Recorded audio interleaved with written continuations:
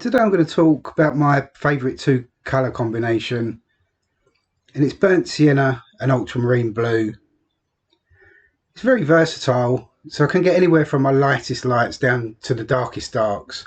So when mixed together I can almost get a black, and basically everywhere in between, blue greys, brown greys.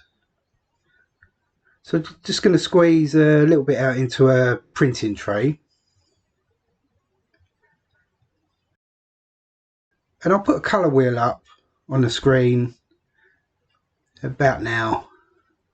And if you think of the burnt sienna as an orange, they're opposite each other on the colour wheel. So opposite of blue being an orange. So they're complementary colours as well. So colour harmony is pretty much guaranteed with everything you do.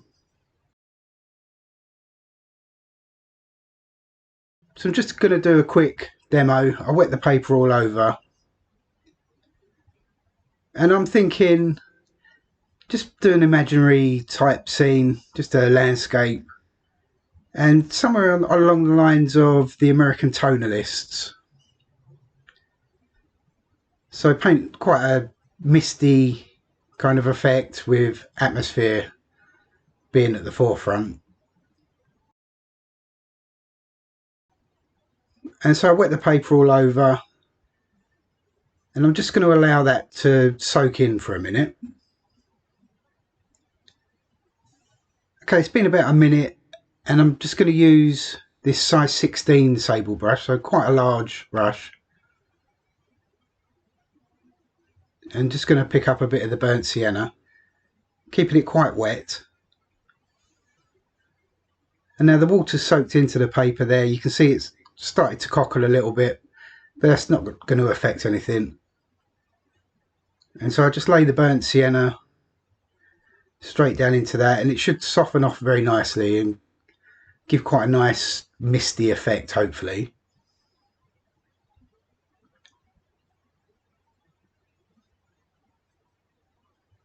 And so just laying that in just to get a bit of warmth into the sky,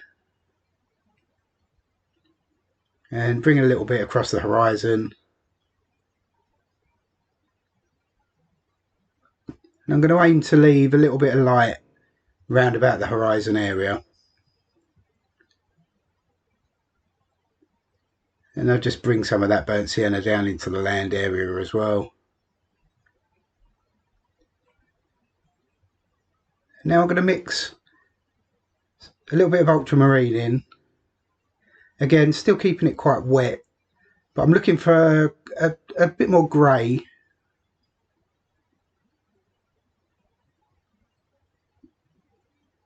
Still keeping it on the browner side of grey. And just lay some sort of very simple cloud shapes. And now even more blue.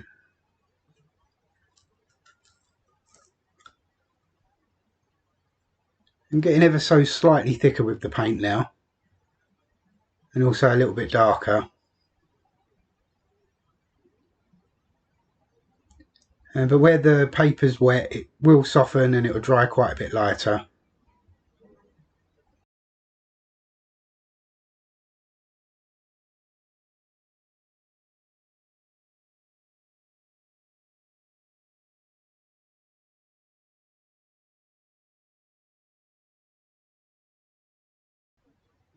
Now I think I want this to kind of look maybe like it's just been raining, so bring the cloud shapes down, almost vertical, slightly diagonal.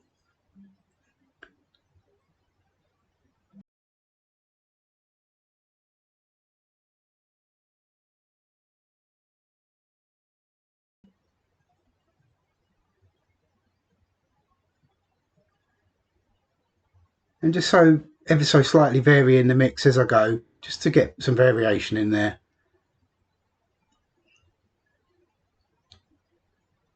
And now just soften the bottom of those clouds just with some clean water.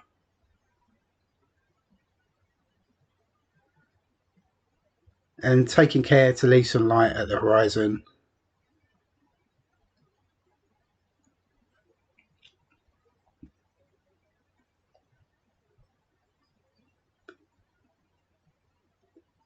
And back into some more burnt sienna.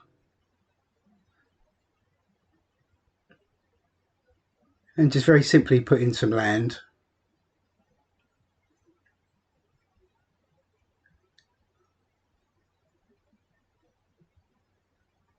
And now mix up some slightly thicker, darker paint.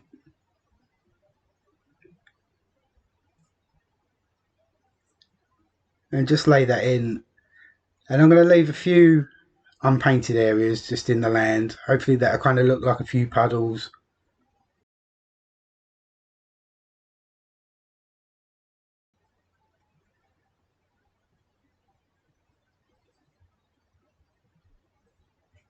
And so even darker paint now.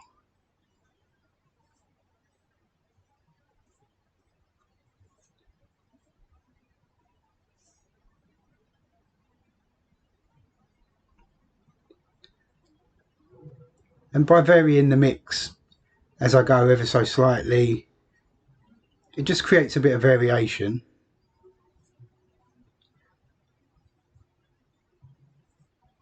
If I'd mixed up just one dark mix and laid that straight on, it would look quite flat. So just by varying the colour slightly, it just helps to add a sense of depth. And so I've just picked up a bit of blue now, and I'm just going to add a distant hill.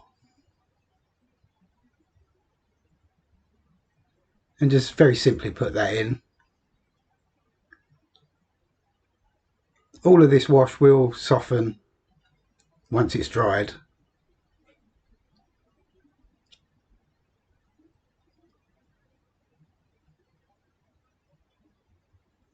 So I mix it up some sort of quite dark, thick paint now, and just lay that in right at the foreground.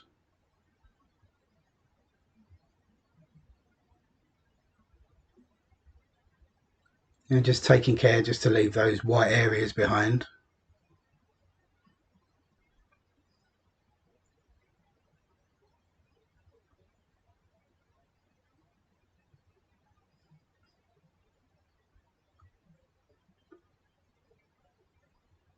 And I'm just trying to find a pleasing shape in the land area.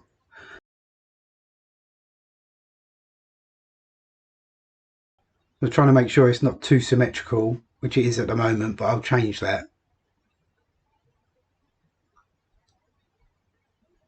And I'll just swap to a different brush.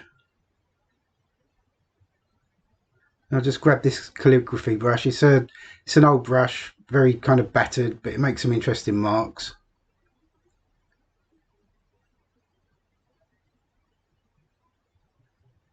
And I'll just put in a few shrubs or bushes or trees. And now where the paper is still quite wet, so it will soften.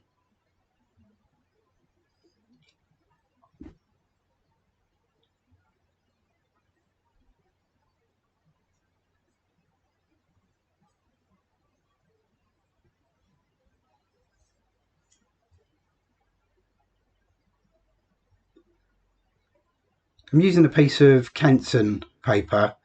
It's Woodland.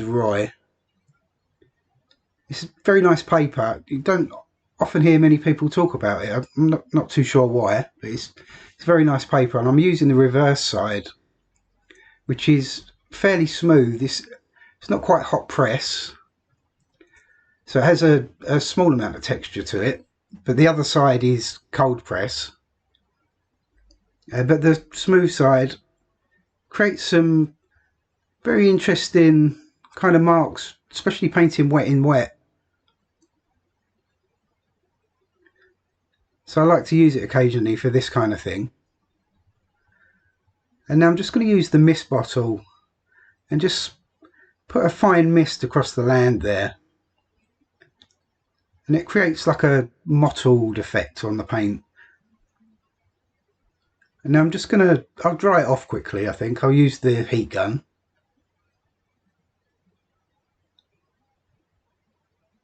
Okay, so now it's fully dry, so I'm just going to re-wet the sky area and a bit of the land with the mist bottle again. And I'm going to put in some trees, but I don't want there to be any hard edges. So I'm just going to keep it wet, and I'll keep misting and adding to it as I go.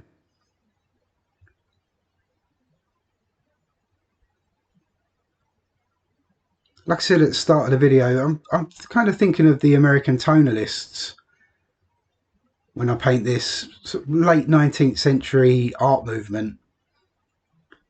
And it was pretty much just painting atmosphere and trying to get an overall sense of the feeling as opposed to painting actual objects, really. So if you're painting trees, keeping it very misty, soft edges. So it looks quite dark at the moment, but hopefully if I keep misting it, it will soften.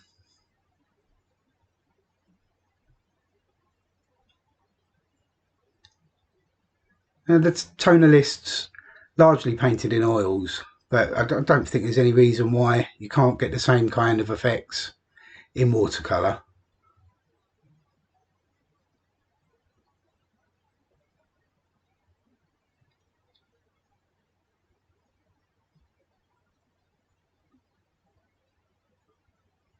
So I'm just adding paint and then misting as I go, just to create texture in the trees and in the land.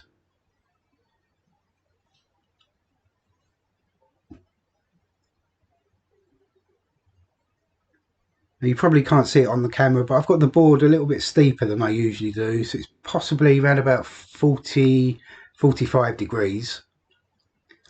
So when I spray it, the water is actually running down.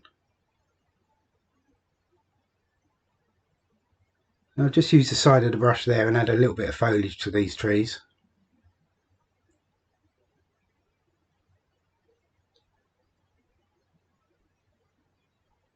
And the whole time I go just ever so slightly varying the mix. It's one of the great things about these two colours, ultramarine and burnt sienna, is that you can get obviously the browns and the orangey colours and the blues, but then mixed together you can get an extremely good variation in your greys.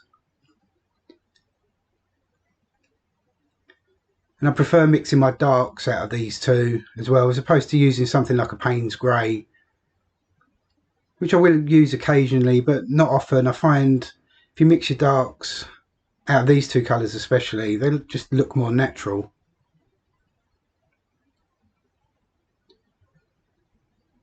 There's something about Payne's grey that when it dries it can look a little bit chalky. I'm not sure why that is, but especially when it's mixed with another pigment. I suppose it's possibly because it isn't a single pigment colour.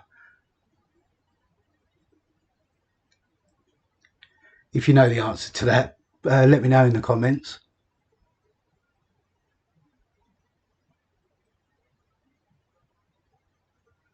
Also, if you have any other colour combinations that you like, let me know. It's always interesting to hear other people's opinions.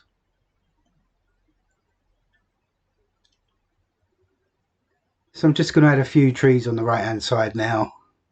So just again, side of the brush, just put the foliage on and keep misting as I go. I kind of want it all to sort of melt and disappear into the distance.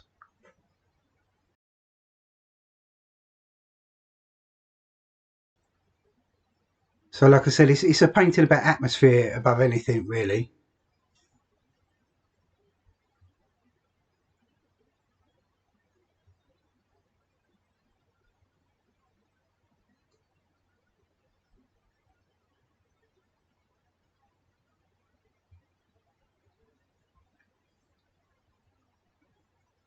So I'm just adding more paint into the foreground and then back in again with the mist bottle and then going over it again with more paint and just allowing that water to run down, and it's taking some of the paint with it. And on this paper especially, it just seems to make some quite interesting marks.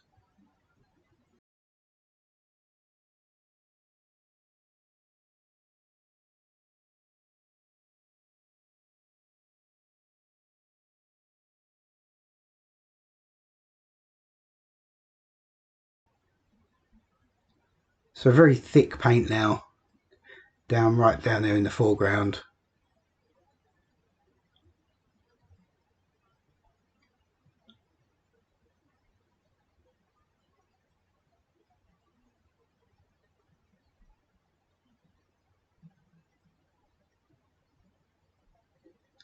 Now trying to create a little bit of separation between those trees and the land area.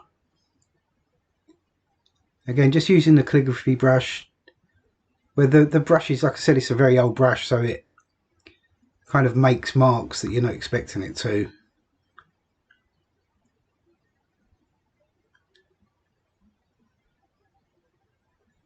And also trying to leave that little light area down there in the land.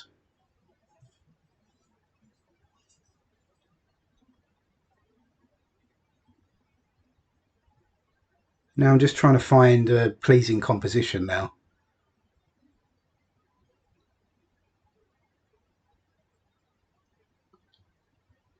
It's a very loose way of painting. Really just kind of looking at what's happening on the paper as the water's moving around, and then just trying to work with that.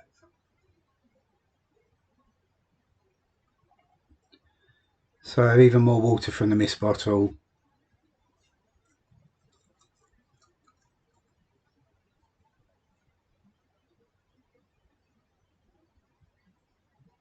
I'll just flick up a few more trees and little shrubs. And they're sort of quite hard edged, so I'll just spray that again.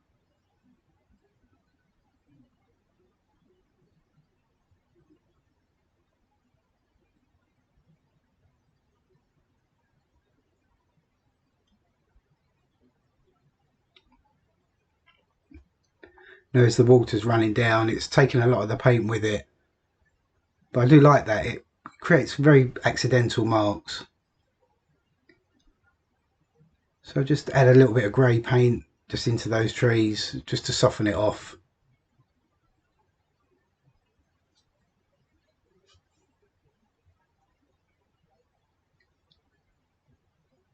I suppose that gives the impression maybe there's a few distant trees there.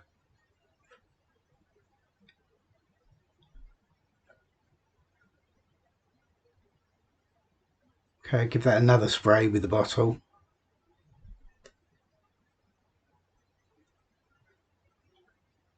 Okay, and I think I'll leave it at that. I'll just dry it off. Okay, I'll just take the tape off and have a look at the finished painting. Now, I quite like the way the water's run down through that and taken the top layer of paint off with it, and it's left a very kind of misty, kind of very nondescript painting with no real hard edges. And so it gives a really nice sense of atmosphere, I think. And the fact that it's only two pigments essentially, so burnt sienna, ultramarine, gives a very nice sense of colour harmony, but also get quite a nice variation in tone. So like I said, if you've got a two colour combination, or a three colour combination for that matter, that you really like, let me know down in the comments. I'm interested to hear what other people do.